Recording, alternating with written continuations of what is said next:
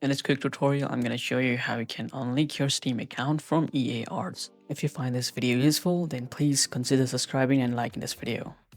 So first, go ahead and log into your EA account and then simply hit on the EA profile to click that, and then go ahead and click on account setting, and this is your EA account. So now go to connected accounts and you'll see linked accounts here. So this is my Steam account here, and from here you can also unlink other platforms account like PlayStation, Xbox, Apple. So if you wanted to unlink, just tap on unlink and send the code, and you will need to put this verification code from your Gmail. So go to Gmail, and this is the EA security code. So copy this code and then paste and submit. And from here you can unlink your Steam account. But keep in mind, guys, that if you once unlink this Steam account, you will never be able to link again this Steam account again on your EA account. Once you guys good with that, tap on I understand and then unlink, and this will simply unlink your Steam account from your EA.